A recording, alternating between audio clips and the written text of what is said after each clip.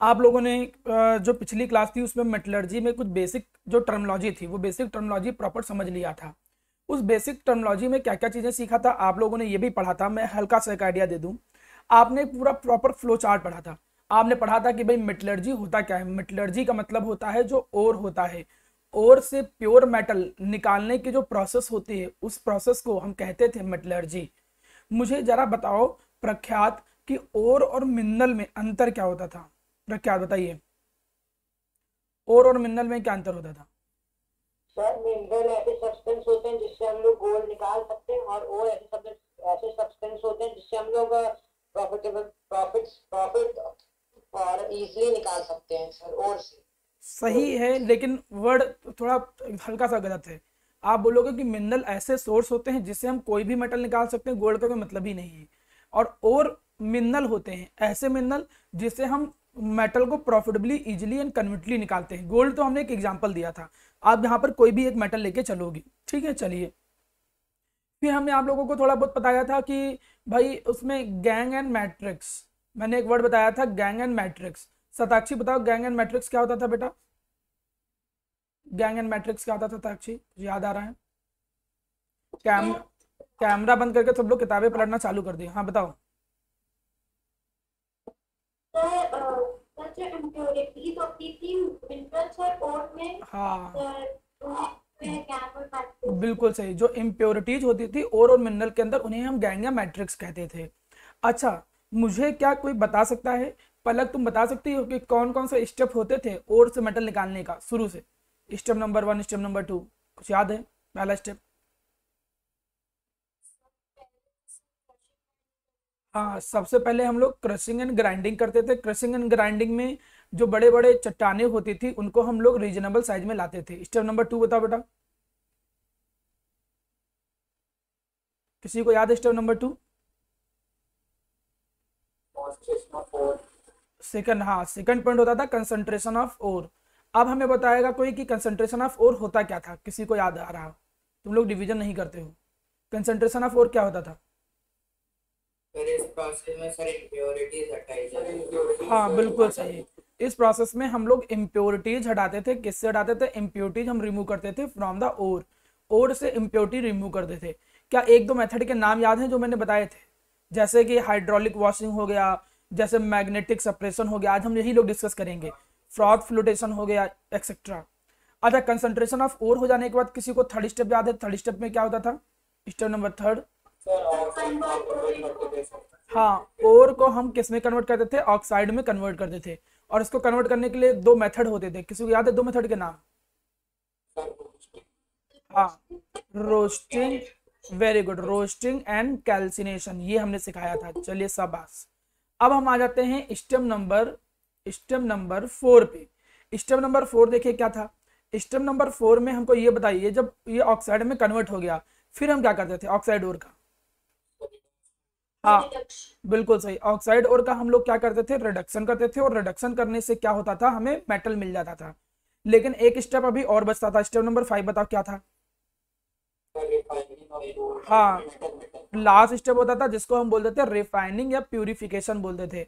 Refining and purification में जो metal था उसके अंदर जो इम्प्योरिटी होती थी थोड़ी बहुत जो बच जाती थी उसको भी हटा देते थे। और ऐसा करने पर हमें क्या मिल जाता था, प्योर मेटल मिल जाता था। ये मेरा प्यारा बच्चा, अभी यहाँ तक मैंने सारी चीजें डिस्कस की हैं।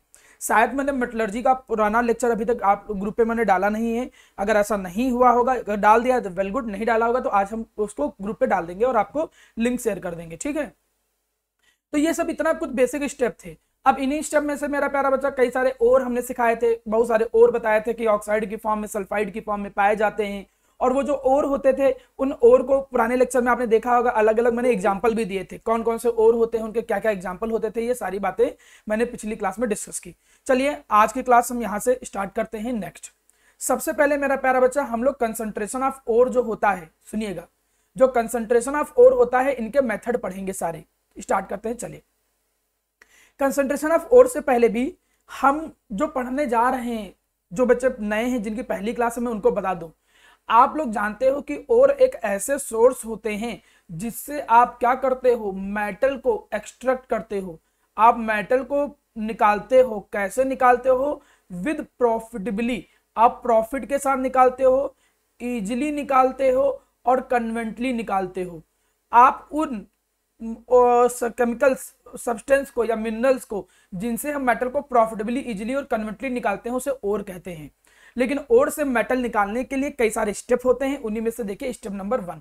सबसे पहला जो स्टेप होता था वो होता था crushing and grinding of ore. Crushing and grinding of ore कहता क्या है? Crushing and grinding of ore ये कहता है कि ऐसा तो नहीं है कि ओर की जो बड़ी बड़ी चट्टानें हैं उनसे मेटल बड़ी आराम से निकल जाएगा, उतनी आराम से नहीं निकलेगा। उससे अगर तुम्हें मेटल को निकालना है तो आप उसको कई प्रोसेस से गुजारना पड़ेगा, उसको पाउडर फॉर्म में कन्वर्ट करना तुम्हारी जरूरत है। इसीलिए बड़े बड़ी ओर जो होती हैं, बड़े बड़े ओर की जो चट्टानें होती हैं रॉक्स की फॉर्म में जो होता है, इनको हम लोग रीजनेबल साइज में कन्वर्ट करते हैं। रीजनेबल साइज में कन्वर्ट करने का मतलब क्या होता है? इन्हें हम लोग पाउडर्ड फॉर्म में कन्वर्ट करते हैं। इन्हें हम लोग क्या करते हैं? पाउडर्ड फॉर्म में कन्वर्ट करते हैं। और रीजनेबल साइज और पाउडर्ड फॉर्म में कन्वर्ट करने के लिए कई सारी मिल्स आती हैं, जैसे देखिए स्टैम्प मिल, बाल मिल, कई सारी बड़ी बड़ी मिल्स होती हैं जिनमें देखो तुम यहाँ पर इमेज देख रहे होगे, इमेज से आइडिया लग रहा होगा कि इसमें देखो बड़ी बड़े ओर के चट्टाने आई और वो चट्टाने छोटे छोटे पीसेस में टूट गए, छोटे छोटे पीसेस में बिखर गए टूट के, और फिर ये और ज्यादा उसको हम क्या कर लेंगे? ब्रेक कर लेंगे, पाउडर्ड फॉर्म में कन्वर्ट कर लेंगे। इंडस्ट्री में इतनी सिंपल डिवाइस नहीं होती है। ये देखिए डिवाइस कुछ इस तरीके से होती है इंडस्ट्री के अंदर। तो मतलब अगर आप प्रैक्टिकल लाइफ में जाओ, माना तुम आपके मन में आए कि यार हम इंडस्ट्री में इसको देखना चाहते हैं कैसी होती हैं मिल्स, तो बाहर से एक एक्सटर्नल व्यू देखो आपको ऐसा देखने को मिल रहा है। बड़ी बड़ी जो इंडस्ट्री क्या करती हैं, ओर में से मेटल को एक्सट्रैक्ट करने का काम करते हैं, उनके अंदर कुछ इस तरीके की मिल्स प्रोवाइड होती हैं। इन मिल्स के अंदर जो चट्टाने होती हैं उनको डाला जाता है, वो पाउडर्ड फॉर्म में कन्वर्ट होकर निकल के आ जाते हैं। क्यों हमें ओर को पाउडर्ड फॉर्म में कन्वर्ट करने की जरूरत है? क्योंकि पाउडर्ड फॉर्म से ही हम मेटल को इजीली और स्मूथली निकाल सकते हैं। तो यही चीज देखो लिखा है कि ज्यादातर जो ओर होते हैं वो बिग रॉक्स की फॉर्म में पाए जाते हैं।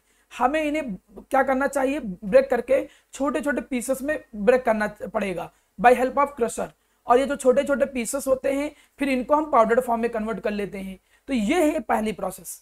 ओर में से मेटल तो बाद में निकलेगा, पहले ओर को मेटल निकालने से पहले ओर को पाउडर फॉर्म में कन्वर्ट करने की जरूरत पड़ती है। और ओर को पाउडर फॉर्म में कन्वर्ट करने की प्रोसेस जो होती है उसका एक नाम है, that is known as crushing and grinding.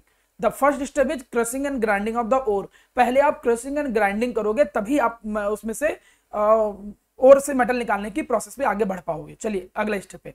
इस स्टेप में मुझे नहीं लगता है किसी को कोई डाउट है, कोई प्रॉब्लम है, अगर है तो पूछ भी सकता है। ठीक है, पढ़िए। क्रशिंग एंड ग्राइंडिंग के बाद सेकंड स्टेप, ये भी मैं डिस्कस कर चुका हूं। द सेकंड स्टेप इज, हाँ वेरी गुड सिद्धांत। अब सेकंड स्टेप जो है that is concentration of ore. Concentration of ore, Siddhant हमें लगता है बोलता कम है, बस शर्माता है बोलने से, बाकी मैसेज कर देता है कभी कभी। अब हमने कहा कि कंसंट्रेशन ऑफ ओर या enrichment of ore. Concentration of ore का मतलब क्या है? तुमने चलो पाउडर फॉर्म में तो कन्वर्ट कर लिया, लेकिन उस ओर के अंदर बहुत सारी इंप्योरिटी होती हैं। तो process of removal of unwanted impurity, जो इंप्योरिटी होती थी ओर के अंदर उसको गैंग या मैट्रिक्स कहते थे। मतलब ओर से इंप्योरिटी को हटाना, गैंग या मैट्रिक्स को हटाना, that is known as concentration of ore. इसे हम किस नाम से जानते हैं? कंसंट्रेशन ऑफ ओर के नाम जानते हैं। जो बड़ी बड़ी चट्टानें थी, जो बड़े बड़े ओर के, जिसको हमने पाउडर फॉर्म में कन्वर्ट कर लिया है, उस ओर के अंदर बहुत सारी इंप्योरिटी है जिसको गैंग या मैट्रिक्स कहते हैं। तो पहले तो हमें उस गैंग या मैट्रिक्स को ही हटाना पड़ेगा। ओर से इंप्योरिटी को हटाने की जो प्रोसेस है that is known as concentration of ore. Concentration of ore के कई सारे मेथड होते हैं। उन कई सारे मेथड में देखिए सबसे पहला method that is known as hydraulic washing. देखिए किसी भी चीज को जब तुम सेपरेट करते हो, मेरी एक बात ध्यान सुनना, आपने सुना होगा कि जब चीजों को हम सेपरेट करते हैं, अलग करते हैं, तो अलग केवल तभी किया जा सकता है जब प्रॉपर्टी का डिफरेंस, जिन दोनों को तुम अलग करना चाहते हो। तो यहां पर तुम ओर और इंप्योरिटी को अलग करना चाहते हो, तो डिफरेंस किस में होना चाहिए? ओर और इंप्योरिटी में डिफरेंस होना चाहिए। ध्यान रखना, अलग केवल तभी होंगे ओर से इंप्योरिटी जब ओर और इंप्योरिटी के बीच में किसी प्रॉपर्टी का डिफरेंस होगा। कोई एक प्रॉपर्टी का डिफरेंस, एक मैग्नेटिक हो, एक नॉन मैग्नेटिक हो, एक भारी हो, एक हल्का हो, एक की डेंसिटी ज्यादा हो, एक की डेंसिटी कम हो, एक कोई अलग प्रॉपर्टी, मतलब प्रॉपर्टी का डिफरेंस होना चाहिए, सीधी सी चीज। और उसी प्रॉपर्टी की डिफरेंस की बेसिस पे प्रिंसिपल क्रिएट होता है कि किस प्रिंसिपल पे वो मेथड काम कर रहा है। ये है the first method is hydraulic washing. Hydraulic washing एक ऐसा मेथड है जो जनरली तुम लोग घरों में भी अप्लाई करते हुए देखा होगा कभी किचन में क्या होता है कि जैसे चावल वावल होता है तो चावल के जो उसके ऊपर भूसी होती है, हल्के पार्टिकल होते हैं, भारी पार्टिकल नहीं अलग होंगे, क्योंकि भारी पार्टिकल वो भी चावल के साथ नीचे ही सेटल डाउन रहते हैं, कंकड़ उंकड़ नहीं निकल पाते हैं। लेकिन जो हल्की इंप्योरिटी होती है, कभी घर पे ट्राई करके देखना, आपने चावल वावल लिया, चावल वावल मिक्स करके क्या कर दिया कि पानी वानी डाला और उसको मिलाया, तो जो हल्के हल्के पार्टिकल होते हैं, भूसी उसी जो हल्का पार्टिकल होता है वो पानी के ऊपर आ जाता है। आप फ्लो करा के पानी के साथ फ्लो करा के उसको अलग कर लेते हो, फिर चावल नीचे रह जाता है।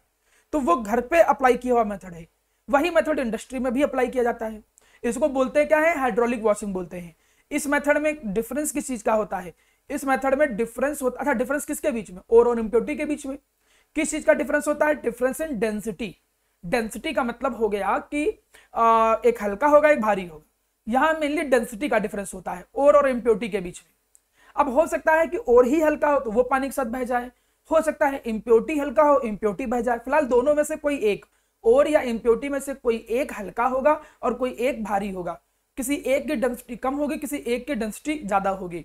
इन the hydraulic washing the principle of this method is difference in the densities between the ore and impurities. Ore और इम्प्योरिटीज के बीच में डेंसिटी का डिफरेंस होता है। अब मेथड को ध्यान से देखिए, अगर ये मेथड देखिए, यहाँ पे एक स्लोप बना होता है, इस स्लोप में देखो यहां से हमने क्या किया, पानी डालना शुरू कर दिया, यहां से देखो वाटर डाल रहे हैं, ठीक है। वाटर डालने के साथ देखिए वाइब्रेटिंग टेबल होती है, वाइब्रेटिंग टेबल का मतलब हल्का हल्का मूवमेंट करती रहती है, और साथ ही साथ उसमें ग्रोव्स बने हुए हैं, मतलब ये अप एंड डाउन ऐसे करके ग्रोव्स बने हुए हैं। अब हम करते क्या है कि इसमें ओर और इम्प्योरिटी दोनों मिक्स है। अब पानी का फ्लो लगातार हो रहा है, तो जब पानी फ्लो करेगा तो अपने साथ जो पार्टिकल हल्के होंगे, लाइटर पार्टिकल होंगे, लेट सपोज माना गैंग के पार्टिकल लाइटर हैं, तो वो पार्टिकल पानी के साथ देखो यहां अलग हो जाएंगे, और जो पार्टिकल हैवी होंगे ये पार्टिकल यहीं रह जाएंगे, इस ग्रोव में फंस जाएंगे, भारी होंगे भारी नीचे ही रह जाएंगे, और इम्प्योरिटी जो होगी वो अलग निकल के आ जाएगी पानी के साथ फ्लो होके। तो ये मेथड इस तरीके से काम करता है हाइड्रोलिक वॉशिंग। कोई बहुत कठिन, कोई हाइपोथेटिकल साइंस नहीं है, कोई रॉकेट साइंस नहीं है, आपको समझ में आएगा। यहां पर देखो कुछ ऐसा ही है, ये ओर को लिया गया, ओर को पानी के साथ फ्लो कराया गया, जो हल्की हल्की चीज होंगी वो पानी के साथ फ्लो कर जाएंगी, और जो भारी भारी पार्टिकल होंगे वो देखो वो नीचे इस ऑब्स्टिकल के पास जो रोका गया है इनके पास रुक जाएगा स्लोपिंग टेबल में, और जो हल्के होंगे इम्प्योरिटी जो हल्की है वो पानी के साथ फ्लो करके निकल के चली आएगी। इस मेथड को कहते हैं हाइड्रोलिक वॉशिंग, और इसका प्रिंसिपल क्या है, difference in the density between ore and impurities. चलिए ये पूरा पेज 2 मिनट के अंदर रिवाइज करिए क्या लिखा हुआ है, नए पे आने से पहले इसको प्रॉपर पढ़िए, ठीक है।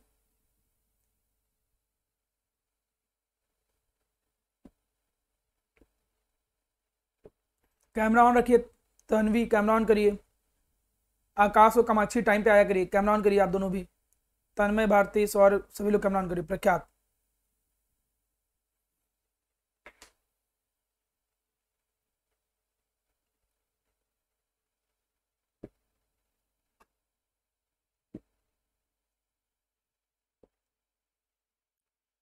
उम्मीद करता हूं पढ़ लिया होगा, समझ में आ गया होगा। पहला मेथड बड़ा सिंपल है, दैट इज हाइड्रोलिक वॉशिंग, कोई भी कठिन नहीं है, ठीक है। चलिए आगे बढ़ते हैं।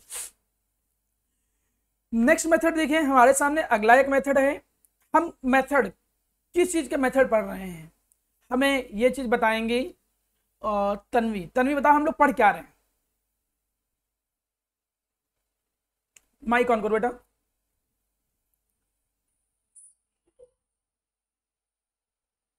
हाँ हाँ बोलो बेटा।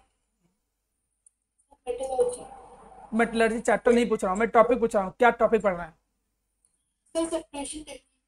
किसकी सेपरेशन टेक्निक, बिल्ली को शेर से।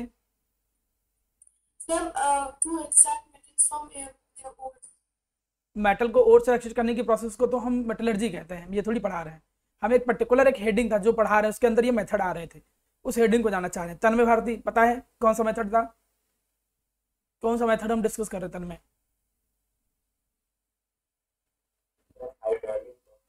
नहीं, कंसंट्रेशन ऑफ ओर, हम लोग कंसंट्रेशन ऑफ ओर पढ़ रहे हैं, मतलब ओर से इंप्योरिटी निकालने के मेथड सीख रहे हैं अभी, ठीक है।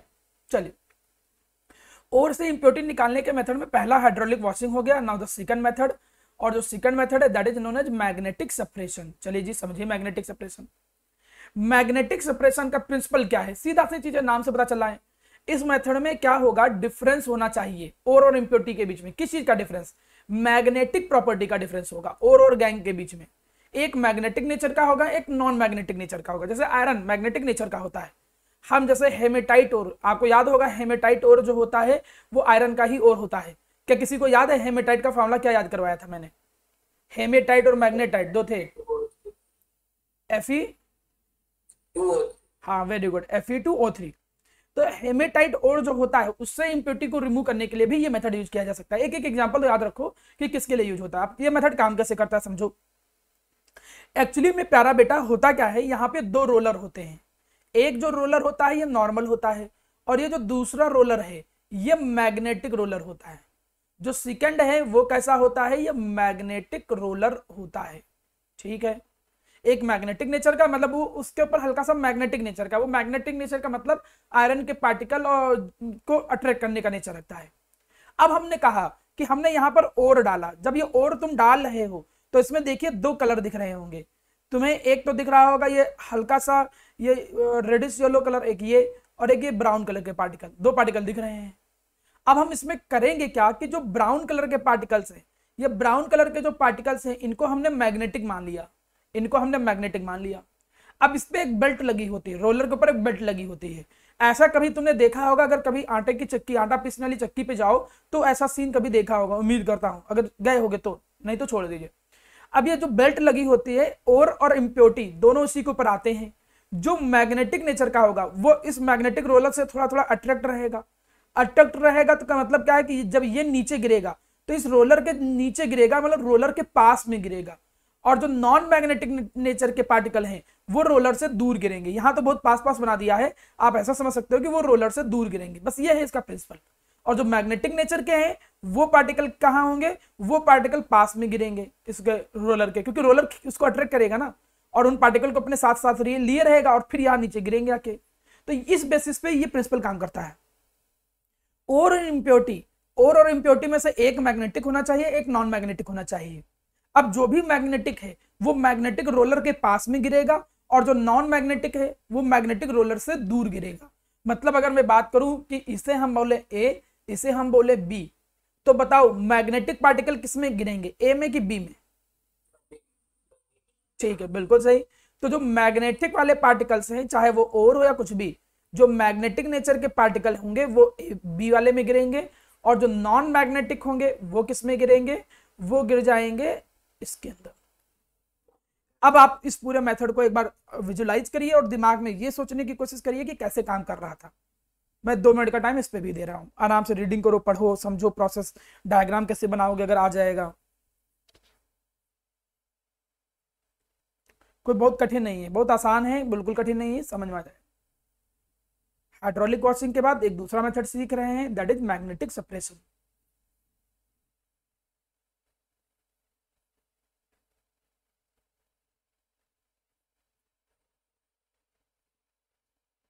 सर एक क्वेश्चन था। बोलो बेटा। सर ये तो कंपाउंड है हेमेटाइट, तो सर ये फिजिकल मेथड से कैसे सेपरेट होता है? बेटा कंपाउंड के कंस्टिट्यूएंट पार्टिकल नहीं अलग कर सकते हो तुम, ये नहीं अलग कर सकते हो कि Fe2O3 में से Fe अलग कर लो और O3 अलग कर लो। उसके अंदर जो इम्प्योरिटी है उसको अलग करने की बात की जा रही है, समझ रहे हो मेरा? अच्छा, जैसे जो चावल है, चावल के अंदर जो कंकड़ है आप उसको अलग कर सकते हो, चावल के पार्टिकल जिससे मिलके बने हैं आप उसको नहीं अलग कर सकते हो। समझ गए मेरा? अच्छा, यस। हम कंपाउंड जिससे मिलके बना है उसको नहीं अलग कर रहे हैं, हम कंपाउंड के अंदर में जो इम्प्योरिटी मिक्स है, जैसे ये एक Fe2O3 हो गया, एक Fe2O3 ये हो गया, एक Fe2O3 ये हो गया, और इसके अंदर माना कोई इम्प्योरिटी है, तो आप इस ये पार्टिकल अलग है, ये पार्टिकल अलग है, ये पार्टिकल अलग है, तो आप इसीलिए इनको फिजिकल मेथड से अलग कर पा रहे हो। समझ पाए? चलो, अब मैग्नेटिक सप्रेशन के बाद अगला मेथड है दैट इज नोन एज, ये फ्रंट लिख गया है गलत है, that is froth flotation. This is known as froth flotation. चलो, फ्रॉथ का मतलब होता है झाग, फ्रॉथ का मतलब होता है झाग। अब इसका पहले प्रिंसिपल समझ लो एक बार, ये प्रिंसिपल किस पे काम करता है। फ्रॉथ फ्लोटेशन मेथड जो होता है ये बेस्ड होता है ऑन द डिफरेंस, इसको समझिएगा, ठीक है, ये बच्चों को कठिन लगता है। ये बेस होता है on the difference in wetting properties of ore and gangue particle with water and oil. अच्छा, ये बात का मतलब क्या है, समझ नहीं पा रहे होगे। मैं समझाता हूं, देखो वेटिंग प्रॉपर्टी का मतलब ऐसे समझो, वेटिंग प्रॉपर्टी का मतलब है यहां पर कि वो किसके साथ अट्रैक्ट होगा, किसके साथ अट्रैक्ट होगा। एक सिंपल एग्जांपल देता हूं, आजकल तो तुमने कभी देखा हो कि कुछ शर्ट ऐसी आने लगी हैं जिस शर्ट के ऊपर अगर तुम पानी या कुछ भी डालो तो वो उस पर रुकता नहीं है, वो सीधा बह के निकल जाता है, मतलब वेट नहीं होता है, मतलब वो जो शर्ट है वो वाटर के प्रति नॉन वेटेबल हो गया। अब जैसे नॉर्मल कपड़ा है, अब नॉर्मल कपड़े पर मैं अगर पानी डालूं तो पानी फ्लो करके भले चला जाए, लेकिन ये उसको अट्रैक्ट कर लेगा, कुछ पानी को अट्रैक्ट कर लेगा, मतलब वो वेट हो जाएगा। समझ रहे हो मेरा? अच्छा, तो ये जो कपड़ा हुआ, ये जो क्लॉथ हुआ, that is wettable in with respect to water. वो वाटर के रिस्पेक्ट में क्या है मेरा प्यारा बच्चा? वेटेबल है। ये बात ध्यान रखिएगा अच्छे से। तो यहां पर बोला क्या गया कि इसमें वेटिंग प्रॉपर्टी का डिफरेंस होना चाहिए। होता क्या है, और जो होते हैं, और that should be wettable with oil, वो किसके साथ वेटेबल होने चाहिए? ऑयल के साथ। ये पहली बात। और जो इंप्योरिटी होती है, जिनको गैंग या मैट्रिक्स कहते हैं, इंप्योरिटी शुड बी वेटेबल, ये मेरा प्यारा बच्चा क्या होने चाहिए? वेटेबल होने चाहिए विद वाटर। ये देखिए दोनों में डिफरेंस है, मतलब ये प्रिंसिपल इसी बेसिस पे काम करता है कि और वेटेबल विद ऑयल होना चाहिए और इंप्योरिटी वेटेबल विद वाटर होना चाहिए। और नॉन वेटेबिलिटी उल्टा हो गया। नॉन वेटेबिलिटी का मतलब और पानी के साथ नहीं जाएगा, मतलब और is non wettable with water, impurity oil के साथ नहीं जाएगा, तो oil impurity is non wettable with oil. मेरी बात समझना, वेटेबिलिटी थोड़ा वर्ड अजीब लग रहा है, आप ऐसे समझो वेटेबिलिटी मींस अट्रैक्शन, और जो होना चाहिए वो ऑयल के साथ अट्रैक्ट होना चाहिए, और इंप्योरिटी जो होना चाहिए वाटर के साथ अट्रैक्ट होना चाहिए। अगर ऐसा है, उसी जगह पे ये मेथड केवल अप्लाई किया जा सकता है। ठीक है, ये ज्यादातर तुम देखोगे कि ये मेथड किस पे यूज होता है? It is used generally for sulphide ore. देखो लिखा भी, ये जनरली सल्फाइड ओर पे ही अप्लाई होता है।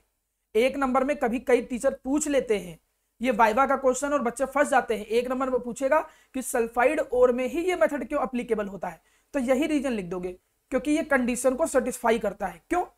आप कहोगे कि जो सल्फाइड ओर होते हैं, इन सल्फाइड ओर के अंदर जो ओर होता है वो वेटेबल होता है ऑयल के प्रति, और जो इंप्योरिटीज होती हैं that are wettable with water. मतलब सल्फाइड और वो ऑयल के साथ अट्रैक्ट होते हैं, और इंप्योरिटी जो होता है वो वाटर के साथ अट्रैक्ट होता है, इसीलिए सल्फाइड ओर पे फ्रॉथ फ्लोटेशन लगाते हैं। तो ये चीज समझ में आ रहा है मेरा अच्छा कि ये कौन से प्रिंसिपल पे काम करता है? चलिए मुझे इस चीज को बताएंगे कोई एक लोग। यशवर्धन बताओ, ये कौन से प्रिंसिपल पे काम करता है? यशवर्धन, मतलब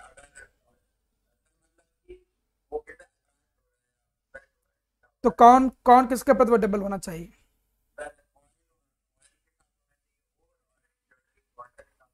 हाँ, ईशान कोई क्वेश्चन पूछना चाह रहे थे, पूछो बेटा।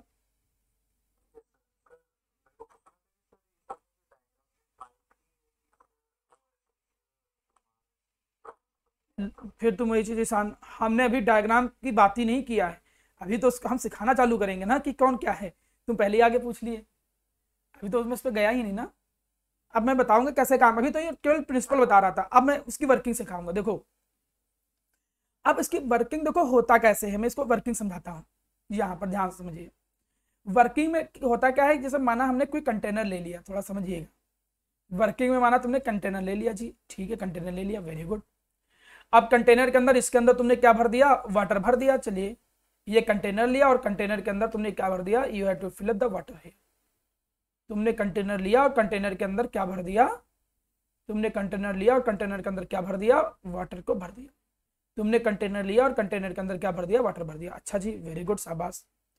अब आप करोगे क्या? इसके अंदर फिल कर दोगे। क्या फिल कर दोगे? आप इसके अंदर फिल कर दोगे और प्लस ऑयल भर दोगे, और प्लस ऑयल भर दोगे, ठीक है। एक्चुअली जब तुम 12th में आओगे तो ये और ज्यादा पढ़ाया जाएगा, केवल इतना छोटा सा मेथड नहीं है। इसमें बताया जाता है कि ऑयल कौन से भरते हैं। ऑयल जो होते हैं, जंथेट ऑयल होता है, और भी कई सारे ऑयल होते हैं, लेकिन आप 10th के लेवल में बस इतना याद रखो, ऑयल भरते हैं बस, नॉर्मली ऑयल। इसके अलावा इसमें और भी चीजें डालते हैं, जैसे कलेक्टर डालते हैं, उसका अलग काम होता है। बट बोर्ड के लेवल में अगर आप सीबीएसई के एनसीईआरटी में जितना मैं देख पा रहा हूँ, शायद मुझे ये मेथड दिखता नहीं था, लेकिन शायद में भी हो, आप उसके लिए परेशान ना हो। तो फिलहाल बोर्ड 10th के हिसाब से बहुत है इतना। आपने क्या किया? और ऑयल डाल दिया। और ऑयल डालने का मतलब समझ रहे हो क्या? कि ओर को पाउडर फॉर्म में कन्वर्ट करके ऑयल को इसके अंदर मिला दिया। अब कोई पूछे कि यार ये ऑयल मिलाने का फायदा क्या है, क्यों ऑयल मिला रहे हैं, ओर को ऑयल के साथ क्यों डाल रहे हैं, तो देखो जो ऑयल होता है, ऑयल जो होता है ये इंक्रीज कर देता है, ये इंक्रीज कर देगा, इंक्रीजेस क्या इंक्रीज कर देगा, non wettability, non wettability of ore with water, ore की जो नॉन वेटेबिलिटी है वाटर के प्रति उसको इंक्रीज कर देगा। अब इस बात का क्या मतलब है, और पानी में डिजॉल्व नहीं हो रहा था और ऑयल के आ जाने से और डिजॉल्व नहीं होगा, ऐसे समझो जैसे ये पानी है, ठीक है। अब हमको बताओ ऑयल पानी से दूर भागता है कि अट्रैक्ट होता है, कोई बोले अट्रैक्ट होता है कि दूर भागता है, ऑयल दूर भागता है, ठीक है। अब हमने क्या किया, माना एक नॉर्मली एग्जांपल लो, जैसे हमने माना हमने आटा ले लिया, आटे का थोड़ा सा आटा लिया, थोड़ा सा फ्लोर लिया, इसके अंदर डाला, मिला दिया, मिल गया। लेकिन अगर उसी आटे को ऑयल में मिला के, थोड़ा सा ऑयल में मिला दूं उनके पार्टिकल को, थोड़े बड़े पार्टिकल लो, अब उन बड़े पार्टिकल जैसे मतलब आटा तो बिल्कुल गूंथ जाएगा ऑयल में, तो दूसरा बड़ा पार्टिकल ले लो। आपने माना चावल ले लिया, अब चावल को तुमने ऑयल में मिला दिया, ऑयल में मिला के चावल निकाला और उस चावल को पानी में डाला, राइसेस को पानी में डाल दिया, तो वो राइस अब क्या होंगे, पानी से दूर भागने लगेंगे ना। क्यों पानी से दूर भागने लगेंगे, क्योंकि उसके चारों तरफ ऑयल की लेयर चढ़ गई है। ये बात समझ में आ रही है, क्योंकि उस राइस के चारों तरफ ऑयल की लेयर चढ़ गई है तो वो पानी से दूर भागेगा। मतलब ऑयल ने किया उस राइस को पानी से दूर भगाने का काम करना चालू कर दिया। मतलब उसने पानी के प्रति जो नॉन वेटेबिलिटी थी, अगर चावल पानी में नहीं डिजॉल्व हो रहा था मतलब और नॉन वेटेबल बना रहा है, बस इतना समझो। तो इसीलिए हम ऑयल को इसके अंदर डालते हैं। तो हम ओर को ऑयल के अंदर डाल देते हैं, लेकिन ओर केवल ओर थोड़ी होता है, ओर के अंदर और क्या होता है, ओर के अंदर प्रेजेंट होती है इम्प्योरिटी, ओर के अंदर साथ ही साथ में प्रेजेंट क्या होती है, इम्प्योरिटीज। इम्प्योरिटी के ऊपर ऑयल नहीं कवर है, ध्यान रखना, इम्प्योरिटी के ऊपर ऑयल नहीं है। डालोगे थोड़ा बहुत ऑयल हो जाएगा बट डजंट मैटर, क्योंकि इम्प्योरिटी तो वैसे भी पानी के साथ जुड़ रहा था, इम्प्योरिटी पानी के साथ अट्रैक्ट होने का नेचर रखता है, तो थोड़ा बहुत ऑयल उसके ऊपर चला भी जाएगा तो कोई प्रॉब्लम नहीं, अभी भी वो पानी के साथ अट्रैक्ट रहेगा। तो देखो यहां पे हमने क्या किया, यहां पे हमने डाला ओर और ऑयल को, ये स्टेप नंबर 1। अब इसके अंदर हम लगा क्या देते हैं, इसके अंदर हम फैन लगा देते हैं, इसके अंदर हम क्या लगा देते हैं, फैन लगा देते हैं और उसको सर्कुलरली रोटेट कराते रहते हैं। रोटेट कराने से ये फायदा रहता है कि जो ओर और ऑयल है वो प्रॉपरली मिक्स होने लगेगा पानी के अंदर। ऐसा नहीं होगा कि और कहीं कलेक्ट हो रहा है कोने में आ गया, ऐसा नहीं। जब लगातार मिलाते रहोगे, जैसे चीनी को पानी में मिलाओ लगातार चम्मच से, तो पूरे सॉल्यूशन के अंदर मिक्स होता रहता है। तो ये जो यहाँ पर फैन है, इस फैन का काम क्या है, इसका काम है डिस्ट्रीब्यूशन करना, ये पूरे ओर और ऑयल को पानी में डिस्ट्रीब्यूट कर देगा। तो ये इस फैन का काम है, देखिए रोटेटिंग पेडल से ये फैन का काम है।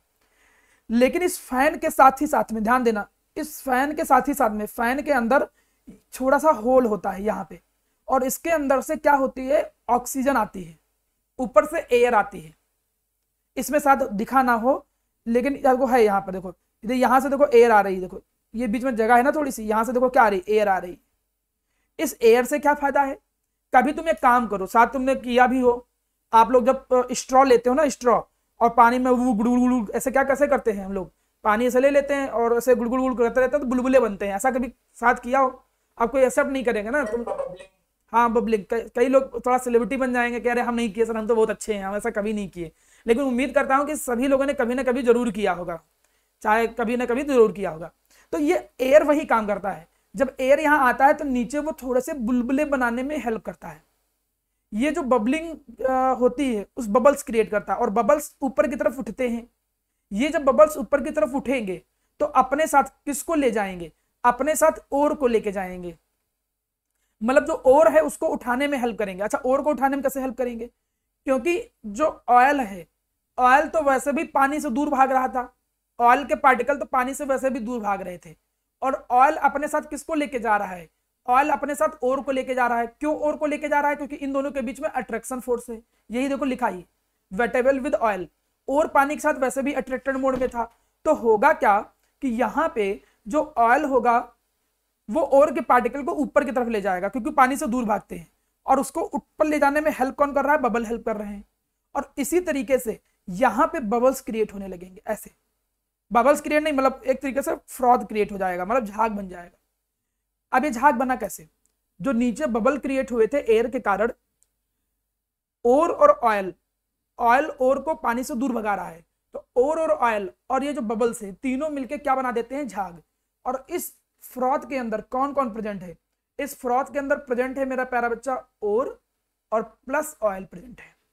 लेकिन जो इम्प्योरिटीज थी वो इम्प्योरिटीज किसके साथ अट्रैक्टेड मोड में थे, वाटर के साथ। यही देखो डिफिनेशन ही है, impurity are wettable with water.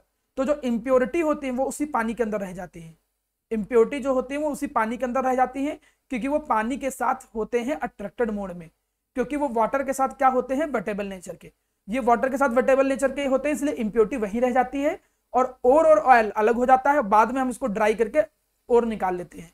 देखो और ऊपर चला गया, इम्प्योरिटी नीचे रह गई। इस तरीके से मेथड काम करता है। थोड़ा सा किताबों में अलग तरीके से दिया है, लैंग्वेज अलग है, लेकिन उम्मीद करता हूं कि थोड़ा सा समझ पा रहे होगे। एक बार देखो प्रॉपर, जहां पे डाउट आ रहा है वो पूछिए। प्रिंसिपल क्या है, ओर और इम्प्योरिटी दोनों की वेटेबिलिटी का डिफरेंस है। और ऑयल के साथ भागता है, और ऑयल के साथ वेटेबल नेचर रखता है, और इम्प्योरिटी वाटर के साथ वेटेबल है, मतलब इम्प्योरिटी पानी के साथ जाएगा।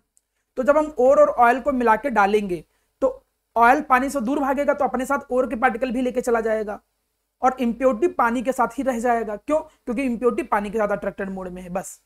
और ऑयल को दूर भागने के लिए हेल्प कौन करता है, बबल्स। जो हम एयर डाल रहे थे उस एयर से जो बबल्स क्रिएट हुए वो बबल उसको हेल्प करते हैं, और ऊपर और ऑयल ऊपर सरफेस पे जाके फ्रॉथ की फॉर्म में कलेक्ट हो जाता है, इन अ फॉर्म ऑफ फ्रॉथ की फॉर्म में कलेक्ट हो जाता है। यही प्रिंसिपल, थोड़ा सा देखिए इमेज देखिए, ये देखिए, ये ऐसी इंडस्ट्री होती है। मैं इंडस्ट्री लेवल पे कैसे काम करता है ये दिखा रहा हूँ, मतलब इसको थोड़ा फील करो कि इंडस्ट्री में कुछ ऐसा होता है। ये देखो फ्रॉथ ऊपर की तरफ फ्रॉथ ऐसे कुछ बन के आता है, ये ऐसे कुछ फ्रॉथ बन के आता है, ठीक है। और ऐसे ही जो तुम देख रहे होगे कि ऐसे देखो ये बुलबुले जो है नीचे से वो फ्रॉथ ऊपर कलेक्ट कर रहे हैं, उसको हम अलग करते जाते हैं। ऊपर से ये रोटेटिंग पैडल चलता रहता है और फ्रॉथ को अलग करता रहता है, और ये फ्रॉथ अलग कंटेनर में कलेक्ट किया जाएगा, बाद में ड्राई करके और अलग कर लेंगे। इम्प्योरिटी नीचे ही रह गई क्योंकि इम्प्योरिटी वाटर के साथ वेटेबल नेचर रखा था। तो इंडस्ट्रियल व्यू कुछ ऐसा होता है और बुक का व्यू कुछ अलग है।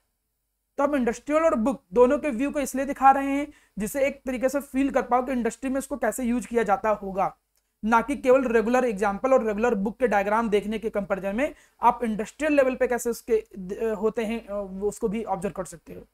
तो अब आपको मैं वापस पेज पे आता हूँ, एक बार देखिए इस पेज को पूरा पढ़िए और मन में ध्यान लाने की कोशिश करिए कि कैसे काम करता होगा। मैं अभी आप ही से पूछूंगा कैसे ये काम करता होगा, दिमाग में लाइए। जब 12th में आओगे तो उसको थोड़ा और एडवांस सिखा देंगे कि इसमें और चीजें मिलाई जाती हैं, क्यों कैसे, ये सब बता दूंगा। अभी पढ़ाने से कोई मतलब नहीं उसको।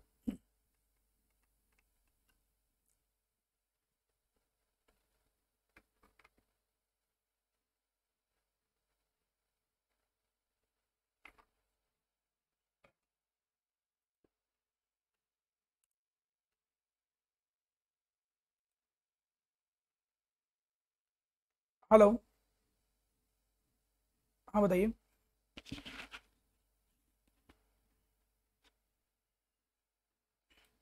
चलिए तो यहां तक बेटा समझ गए, बोलो। हाँ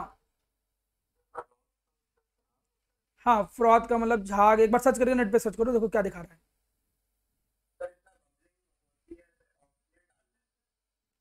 हाँ, बबलिंग का मतलब नीचे से जब तुम, वही मैंने एग्जांपल भी दिया ना प्रैक्टिकल, कि ऊपर से जब तुम एयर डालते हो, देखो ऑक्सीजन डालने से नहीं, एयर, ऑक्सीजन डाल के काहे खर्च करोगे इतना पैसा।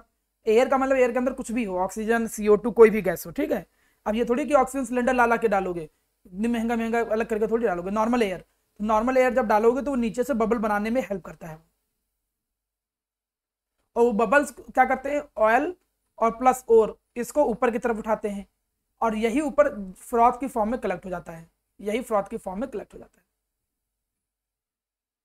चलिए समझ में आ गया होगा। पलक एक्सप्लेन करो उसको। हाँ, क्या बता रहे हो कुछ, क्यों नहीं आ सकता है। 3 नंबर में क्वेश्चन आ जाएगा, explain the froth flotation method with help of diagram. Diagram बना के आपको एक्सप्लेन करने के लिए बिल्कुल आ सकता है। आपको वो दिया गया है नोट्स बुकलेट, तो आप लोगों के पास कॉल भी आई होगी, आज कॉल आई थी क्या सर की। हाँ, कुछ लोगों के यहाँ फिलहाल कॉल आई हुई, कुछ लोगों के यहाँ हो सकता है तुम लोगों को पता ना हो। तो बुकलेट मटेरियल जिसको मिला है ओके, जिसको नहीं मिला उसको भी बुक मिल जाएगी। तो उसमें प्रॉपर लिखा हुआ है, कैसे लिखेंगे वो उससे आप पढ़ लीजिएगा, यहाँ समझा रहे हैं केवल। जल्दी बताइए, पहले एक्सप्लेन करिए।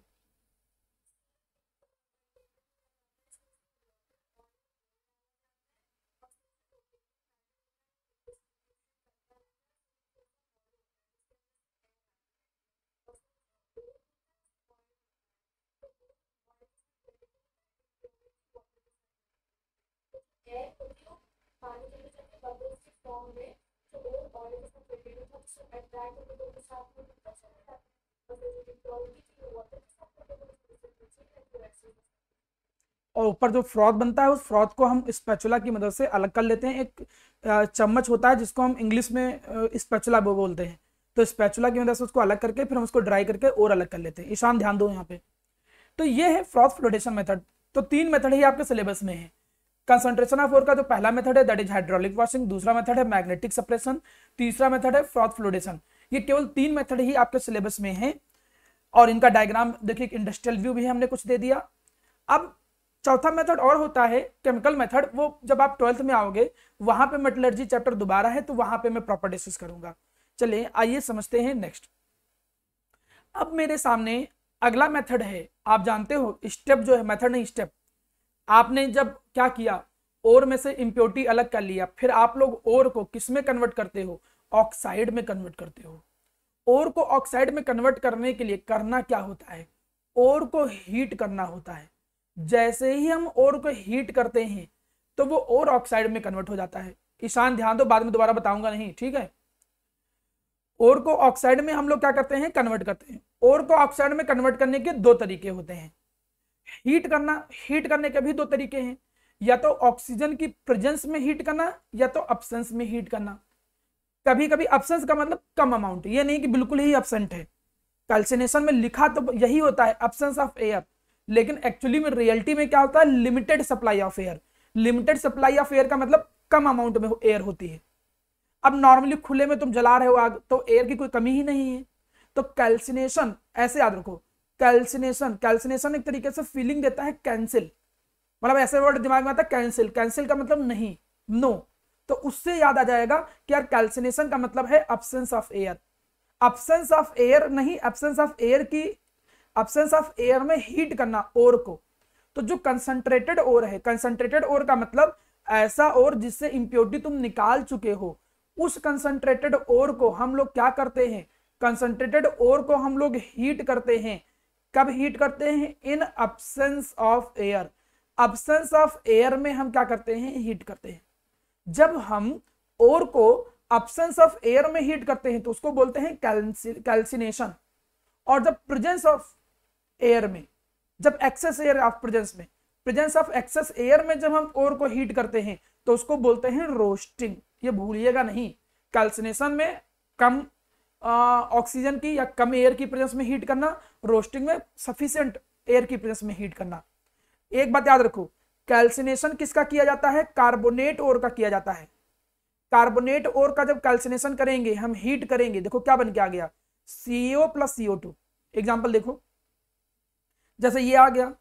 या दूसरा एग्जाम्पल हम बना देते हैं, जिंक कार्बोनेट।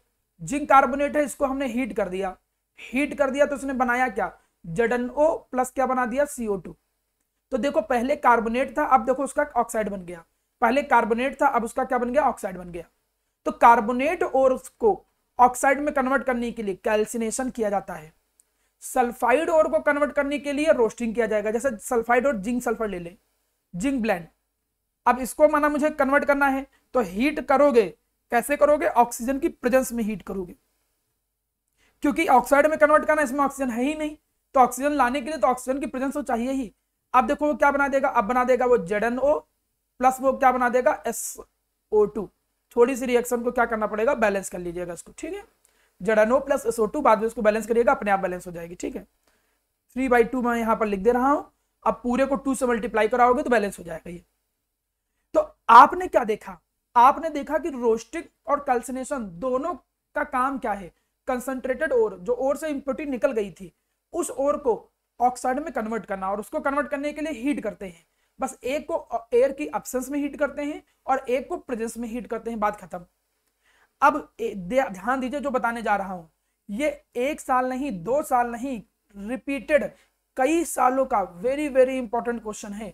मैं इंपॉर्टेंट ही नहीं बोल रहा हूं, वेरी वेरी इंपॉर्टेंट बोल रहा हूं, क्योंकि ये हर स्कूल में अगर ये चैप्टर आ रहा है तो रिपीटेड, मतलब ऐसे रैंडमली कोई टीचर दे देता है क्वेश्चन 2 नंबर का। क्या कि डिफरेंस बताइए रोस्टिंग एंड कैल्सिनेशन। आप रोस्टिंग और कैल्सिनेशन में डिफरेंस बताइए।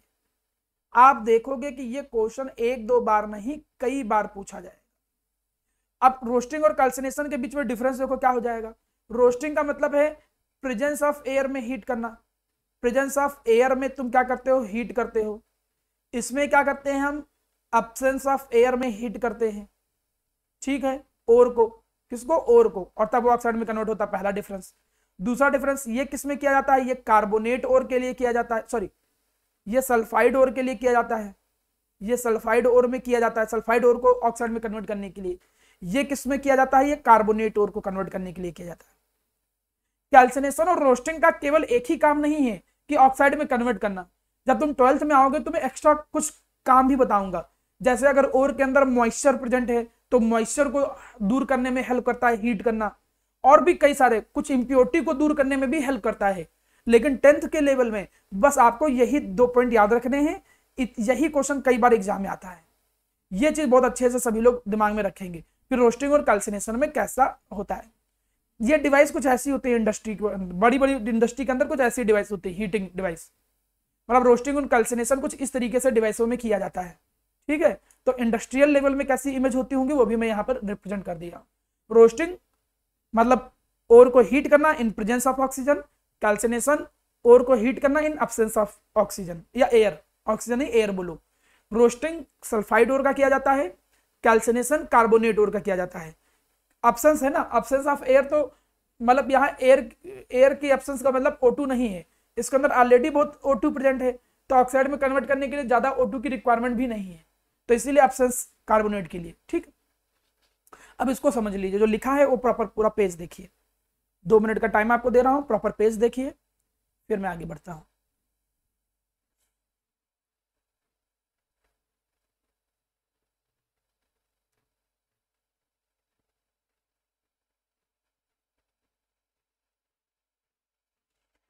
अब यहां तक अगर तुमने समझ लिया है, देखो जी, conversion of ore into metal oxide, ठीक है जी। तो आज आपने 2 स्टेप सीखे, concentration of ore. Concentration of ore में जो 3 मेथड थे बता देता हूं एक बार। पहला क्रशिंग एंड, सबसे पहला स्टेप सीखा क्रशिंग एंड ग्राइंडिंग, ओर को छोटे छोटे पाउडर फॉर्म में कन्वर्ट करना। दूसरा स्टेप था कंसंट्रेशन ऑफ ओर, ओर में से इंप्योरिटी को हटाना, गैंग या मैट्रिक्स को हटाना। इसके अंदर 3 मेथड सिखाए मैंने। हाइड्रोलिक वॉशिंग, डेंसिटी के डिफरेंस पे, हल्की चीज पानी के साथ फ्लो कर जाएगी, भारी चीज नीचे बैठ जाएगी। मैग्नेटिक सप्रेशन, मैग्नेटिक जो होगा वो पास में गिरेगा, नॉन मैग्नेटिक दूर में गिरेगा। मैग्नेटिक प्रॉपर्टी में डिफरेंस होता है ओर और इंप्योरिटी में। फ्रॉथ फ्लोटेशन, ये वेटिंग प्रॉपर्टी का डिफरेंस होता है, और वेटेबल विद ऑयल होते हैं, इंप्योरिटी वेटेबल विद वाटर होते हैं, और इस मेथड की बेसिस पे इसको अलग किया जाता है। फिर मैंने सिखाया अगला step, conversion of ore into metal oxide. Ore को मेटल ऑक्साइड में कन्वर्ट करते हैं। मेटल ऑक्साइड में कन्वर्ट करने के 2 तरीके, कैल्सिनेशन एंड रोस्टिंग। इतनी चीज हमने आपको सिखा दी है, इतनी चीज को बहुत अच्छे से ध्यान में दिमाग में रखना है, आप लोगों को याद रखिएगा।